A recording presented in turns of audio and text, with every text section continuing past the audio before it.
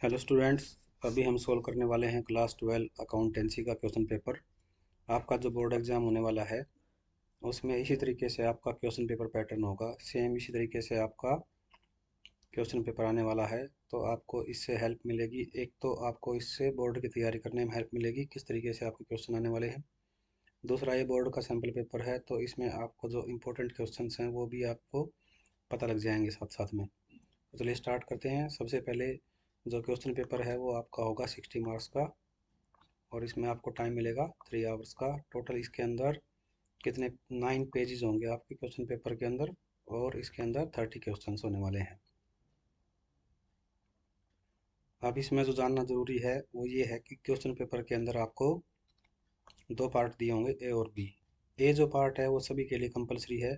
जो B part है उस बी पार्ट के अंदर आइदर आपको फाइनेंशियल स्टेटमेंट्स करनी है या आपको कंप्यूटर अकाउंटिंग करनी है। जो बच्चा जो भी सब्जेक्ट पढ़ रहा है फाइनेंस स्टेटमेंट रिलेटेड या कंप्यूटर अकाउंटिंग से, तो उसको वो करना है। ए कंपलसरी है। अब इसके अंदर क्या है, क्वेश्चन नंबर 1 to 10 है, और 23 to 27 यानी कि 23 से 27 ये आपके एक नंबर के होने वाले हैं। इसके बाद जो आपके 11 से 15 होंगे क्वेश्चंस, और 28 नंबर जो क्वेश्चन है वो आपका 2 नंबर के होंगे। 16 से 20 16 से 20 और 29 नंबर जो क्वेश्चन है वो आपका 3 नंबर के होंगे। इसके बाद जो क्वेश्चन नंबर 21 22 और 30 21 22 और 30 नंबर जो क्वेश्चन है वो आपका 5 नंबर का होगा। तो यहाँ से हमें जो मिलता है वो ये मिलता है कि आपके 15 नंबर के हो गए एक एक वाले। इसके बाद 11 से 15 5 और एक 28 नंबर 6, ये 6 हो गए आपके 2 2 नंबर वाले। और इसके बाद 5 और एक 6 हो गए आपके 3 3 नंबर वाले, और उसके बाद 3 हो गए आपके 5 5 नंबर वाले। चलिए अब स्टार्ट करते हैं पार्ट ए। पार्ट ए जो है इसके अंदर, in absence of partnership did the interest is allowed on partners capital. देखिए, अगर पार्टनरशिप डीड नहीं होती है तो कोई भी इंटरेस्ट नहीं होता है, तो आंसर उसका हो जाएगा डी। सेकंड है इसका, when a partner is given guarantee by other partners loss on such guarantee will be borne by. तो जब कोई गारंटी देता है दूसरे पार्टनर की, तो उसका जो लॉस है वो भी जिसने गारंटी दी है वो बियर करेगा। तो इसका जो आंसर हो जाएगा वो हो जाएगा C, partner who will give the guarantee. जिस पार्टनर ने गारंटी दी है वही उसका लॉस वहन करेगा। थर्ड है, on the death of a partner the amount due to him will be credited to. तो जो एक पार्टनर की डेथ हो जाती है तो उसका जो अमाउंट होता है वो किसकी साइड में क्रिएट कर देते हैं हम लोग, जो उसका एग्जीक्यूटर अकाउंट होता है उस पे। नेक्स्ट है, ये न्यूमेरिकल है आपका, resolution of A firm debtors were 17,000 rupees and these 5,500 became bad and the rest realized 60%। तो देखिए, इसको हम जब सोल्व करते हैं तो इसका जो आंसर आता है वो आता है cash count by rupees 9900। Question number 5 है आपका, maximum number of member. Maximum number of member जो है प्राइवेट कंपनी में कितने हो सकते हैं एज पर कंपनी एक्ट 2013, ये हो सकते हैं 200, 200 इसका आंसर हो जाएगा। क्वेश्चन नंबर 6 है, इसका जो आंसर आएगा वो आपको खुद लिखना है यहाँ पर से। हालांकि मैंने दे दिया है लेकिन आपको कोशिश करनी है कि इसका हम निकालें, बहुत ईजी सा है। क्वेश्चन नंबर 7 है आपका, what do you understand by sweat equity shares. देखिए, स्वीट इक्विटी शेयर्स क्या होते हैं। According to partnership act 1932 a new partner can only be admitted to a firm if all the existing partners agree. ये अगर सभी partners agree करते हैं तो ही एक नया नया पार्टनर उसके अंदर ऐड हो सकता है। ये दिया गया है आपका पार्टनरशिप एक्ट 1932 में। ठीक है, इसके बाद है हमारा 8 number question, what is coupon rate. तो coupon rate is the fixed annual interest rate that a bond pay to its owner. तो एक कूपन कोड क्या होता है, जो ओनर को एक फिक्स जो अमाउंट इंटरेस्ट दिया जाता है उसको बोलते हैं हम कूपन रेट। 9 नंबर क्वेश्चन है, उसका आंसर हो जाएगा B, both A and R true and R is correct explanation of A. Question number 10 के अंदर जो इसको हम सोल्व करते हैं तो न्यूमेरिकल है, इसके अंदर आपका जो आंसर आएगा वो आएगा रुपीज 1500। इसके बाद हमारे आते हैं 11 to 15, ये दो दो नंबर वाले हैं। तो यहाँ से आप ये न्यूमेरिकल साइंस को सोल्व करें, यहाँ इस पर करना पॉसिबल नहीं है, वीडियो बहुत लंबी हो जाएगी। तो 11, 12, 13, 14, 15 ये आपके हो जाएंगे दो दो नंबर के। 16 जो है आपका, वो आपके ये तीन तीन नंबर वाले क्वेश्चन हैं।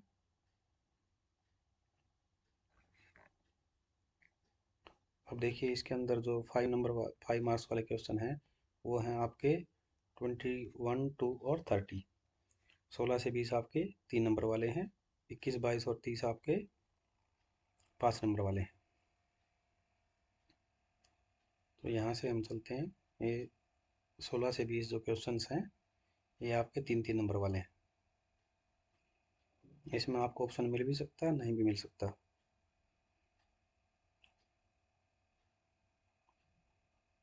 ठीक है, इसके बाद हमारा जो क्वेश्चन आता है 22 नंबर, ये 5 नंबर का क्वेश्चन है। The following is the balance sheet, ये बैलेंस शीट के लिए है। A and B at at 31 March 2022 who share profit in the ratio 2:1, 2:1 के अकॉर्डिंग इसको हमने कैलकुलेट करना है, बैलेंस शीट इसमें तैयार करनी है। इसके बाद जो 22, 23, इसमें हर एक में आपको ऑप्शन दिया होगा, 22 में मिलेगा आपको। तो इसको आपने 5 नंबर के अकॉर्डिंग सोल्व करना है। अब आपका आता है 24 से 27 नंबर क्वेश्चन, ये आपका एक एक नंबर के होने वाले हैं। तो जो 24 नंबर है, balance sheet of a company is required to be prepared in the format.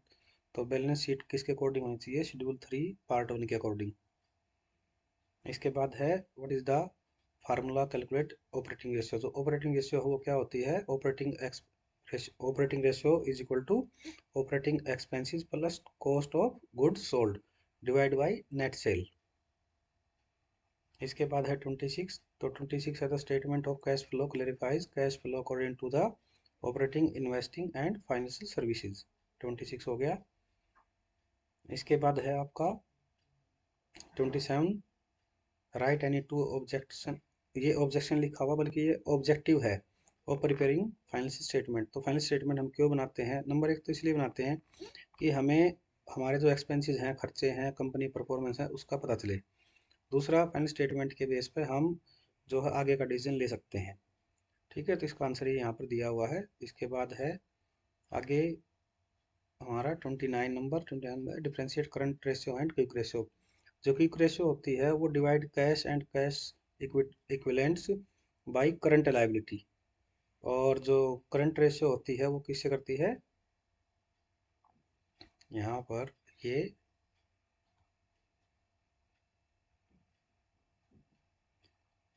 Quick ratio जो है वो क्विक रेशियो से करती है, और जो करंट लायबिलिटी है वो, जो करंट रेशियो है वो करंट एसेट को करंट लायबिलिटी से करती है।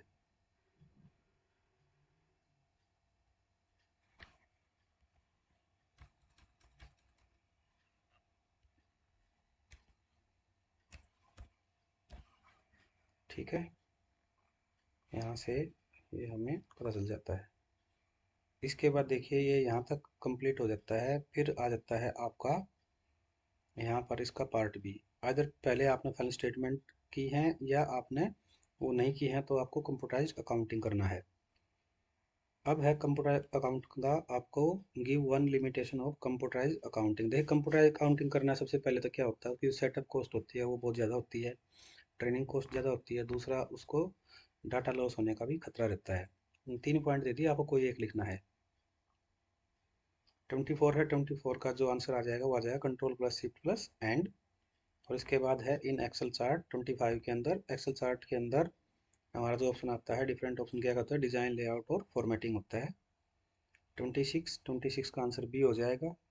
27 का आपका आंसर ए हो जाएगा। स्ट्रक्चर क्यूरी लैंग्वेज, एसक्यूएल की फुल फॉर्म क्या होती है? Structure Curie language. इसके बाद ये आपके 5 नंबर वाले क्वेश्चन हैं। इस तरीके से आपका पेपर पैटर्न रहेगा फाइनल एग्जाम में। आपको हेल्प मिले तो वीडियो को लाइक करना, सब्सक्राइब करना और दोस्तों को फॉरवर्ड करना। Thank you very much.